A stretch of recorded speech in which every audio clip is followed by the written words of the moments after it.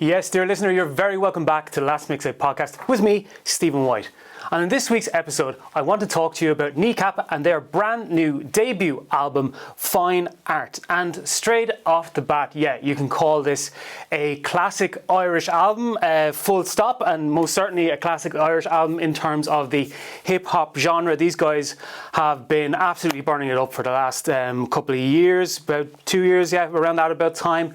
In the build-up to this, obviously, they have a movie coming out with Michael Fassbender and everything like that. So they've really become, in recent times, one of the cultural cornerstones of this generation of Irish artists and this generation of artists on the island of Ireland. And they are an incredible, incredible act. So Fine Art had a lot of stuff working for it in terms of hype, but also working against it in terms of hype. And it was interesting to see whether or not they would meet those expectations. And they have indeed. This is a vital, abrasive and culturally current record from a band themselves that are at the cultural forefront. And it's right that cultural impact that they've had on Ireland is within and weaved within Fine Art as an album.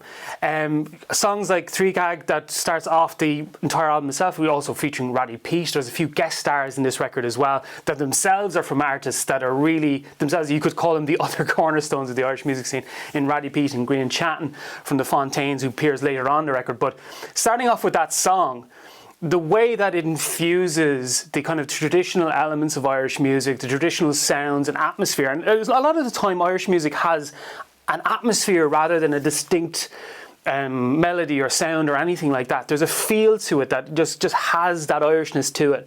And it opens the record beautifully with that track.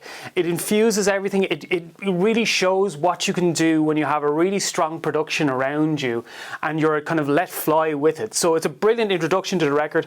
Other songs like I'm Flush kind of go into the more vital, more urgent, more abrasive, kind of a frustrated atmosphere of the kind of the malaise, a generation perdu, which we've spoken before in terms of like Fontaines, a kind of a generation that feels both lost and found. And it really plays into that with songs like I'm Flush, Better Way to Live, which features Grian Chatton, as we said before, which was a single before and really caught everyone's attention as well with that. It's probably the best song on the album and really shows off both how both aspects of the record and aspects of who they work with in terms of their music really kind of come to the forefront of it. It kind of reshapes the urgency that's seen in songs like I'm Flush and puts it kind of not to a mellower degree in terms of what the first track on the album is, but into something that's more kind of felt and more grooved to it, and shows that they can change and twist and shout and kind of the dynamics of their records into kind of different kind of vital elements, and show that vitality to their music, that urgency, that malaise can be reshaped into whatever they like. Another track that does that really brilliantly, also featuring Nino, is Love Making, which really has a different tone and mood to it. And all these songs come in to really capture, as I say, the urgency and the cultural relevance of Kneecap. I don't think, apart from maybe Fontaines and Lankum, they're probably the three big ones where they have really come to the forefront. And you could say, what is modern Irish music in the 2020s? And you could just point to them and say, well, it's this right now. This is what it is. And them coming out with a record that meets that. Because as I say, a lot of the time, sometimes hype is hype. And it's smoke and mirrors. But with these guys, they've really, really kind of come to the fore with it. That's being said, it is going to be a classic Irish album. It's going to be lauded. It is being lauded. People love it. However, there is one blemish to the record, and it's quite a big one in terms of how it's delivered. It's the concept of the record itself. The album is set within a pub, the Ruts, I believe, in West Belfast. Conceptually, it is set within that. And concept albums, and I think I've spoken about this before, they kind of rub me not the right way, I have to say. And this one, it really slows the entire record down. There are these interludes that are interspersed within the record that are kind of acted pieces of ambience, of bar ambience, that play into the overall concept and theme. And this really speaks to the idea of intent versus execution of intent. because this does nothing more than slows the entire record down. It's stilted, the dialogue is stilted, it's unnecessary. It says, what it does is it says the things that's already said in the music and in the lyrics. The music and the lyrics so brilliantly say what they're trying to put across. And when you have these moments where it almost feels like it's the band going, okay, do you get the concept? If you don't get the concept, here's a 20-second bit about the concept. This is the concept. Do you get it? Do you get it? Okay, we're going to move on. And it feels so unnecessary. It doesn't need to be there. It's stilted. It's not going, like, it doesn't add anything. If anything, it subtracts the momentum of the record, so we can have these moments where it slows everything down. It feels like it's beating a dead horse in terms conceptually. It doesn't need to be there. It doesn't justify its existence. I think if you're going to do this, and I think it's a good idea having like a bar as a setting, this kind of place where all people can meet and be together, that's great.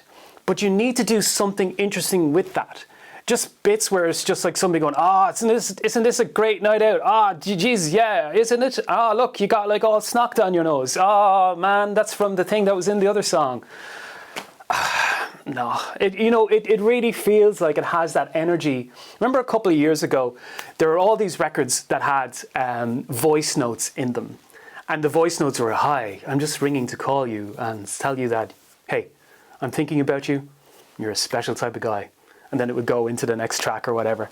And it really has the same energy of that. And I every time it came up in the record, I think by the third or fourth listen, I just started skipping it. It was just like, get me, don't bore us, get to the chorus.